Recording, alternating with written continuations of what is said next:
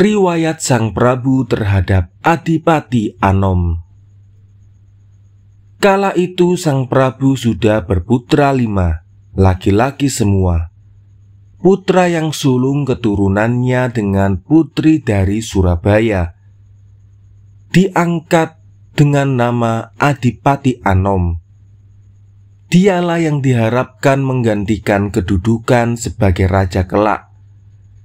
Adiknya 4 orang, semuanya lain ibu. Panggulu bernama Pangeran Puger, Pandada Pangeran Singosari, Sundulan bernama Pangeran Martasana, Wuragil dan Mastapa. Pangeran Pegik di Surabaya satu rumah dengan cucunya yang bernama Pangeran Adipati Anom. Pangeran Pegik dan istrinya sangat sayang dengan cucunya. Waktu itu pangeran mempunyai binatang peliharaan seekor bekisar betina, dipelihara sejak kecil. Lama-kelamaan berubah menjadi jantan, bagus warnanya, dapat berkokok. Pangeran Pegik sangat heran dalam batinnya. Lalu timbullah niat bekisar itu akan dipersembahkan kepada Sang Prabu. Lalu kurungan ditutup dengan sutra putih. Pangeran Pegik lalu sowan ke dalam kedaton. Sudah duduk dengan hormat di hadapan Sang Nata, Pangeran Pegik lalu menyerahkan bekisar serta menjelaskan bahwa bekisar itu dahulu semula betina, sekarang menjadi jantan, layak jika ada di dalam kedaton. Sang Prabu sudah menerima bekisar. Dari luar sangat suka serta heran, di dalam batin sangat marah. Namun demikian Sang Prabu adalah seorang yang cerdik dan pandai, tajam oleh batinnya, mampu menangkap segala yang kasar maupun halus, yang kasat mata maupun tidak. Batin Sang Prabu sebenarnya pamannya itu dikatakan memberi kiasan, sebab anaknya putri sudah menikah dengan Sang Prabu, serta sudah berputra seorang laki-laki bernama Adipati Anom. Sekarang sudah dewasa. Sudah waktunya Sang Prabu lengser dan Pangeran Adipati Anom diangkat menjadi raja. Sang Prabu setelah berpikir demikian, pamannya diperintahkan pulang. Sesudah itu, Sang Nata lalu menyampaikan berita kepada para abdi bahwa sang paman sowan itu sesungguhnya memberikan pasemon atau sindiran buruk. Pamannya dapat dikatakan orang tua yang tidak layak atau ngege mangsa. Kemarahan Sang Prabu yang demikian tersebar ke banyak orang. Pangeran Pegik juga sudah mendengar kemarahan itu. Pangeran Pegik sangat kecewa dan takut. Lalu segera berjemur di sebelah selatan pokok beringin kembar di alun-alun, bersama anak istri serta seluruh kerabatnya dengan pakaian putih-putih.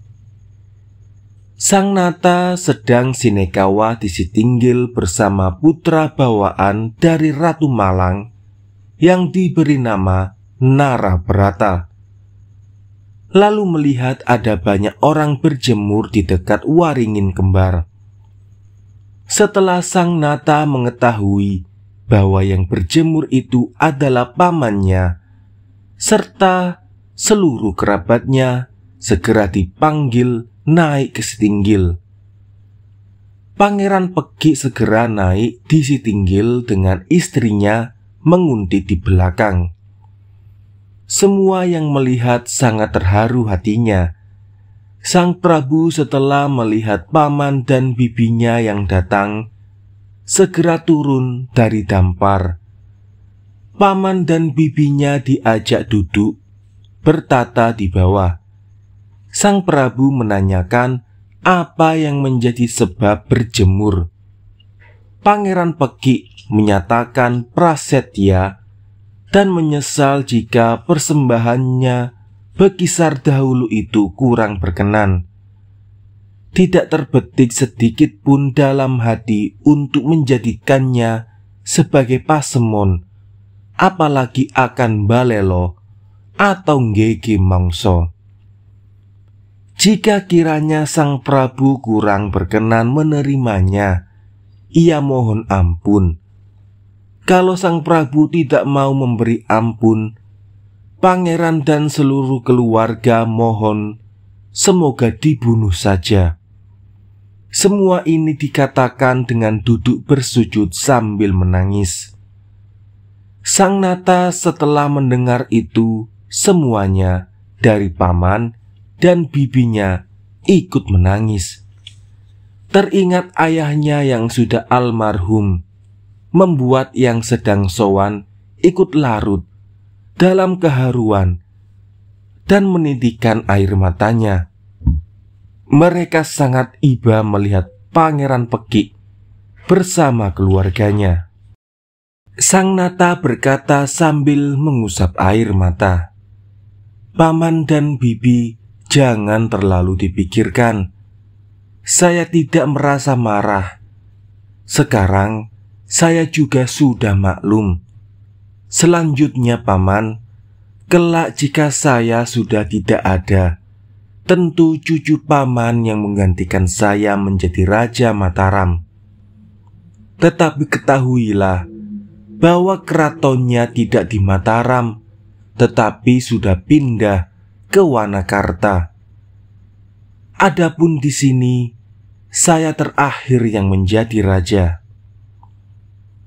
Pangeran Peki sangat terharu mendengar kata-kata Sultan dan menjawab, "Permohonan saya kepada Allah dan Nabi Rasulullah, mudah-mudahan negara di Mataram ini jangan berubah-ubah. Yang menjadi raja jangan selain Trah Sultan." Sang Prabu menjawab, "Paman, sudah menjadi takdir Allah jika negara Mataram akan rusak karena cucu paman Adipati Anom." Pangeran Peki setelah mendengar riwayat atau ramalan Sang Prabu kecewa. Pangeran sekeluarga lalu diperintahkan kembali ke Surabaya. Sang Nata masuk ke dalam istana diiringi oleh para dayang-dayang, bedaya, dan parekan.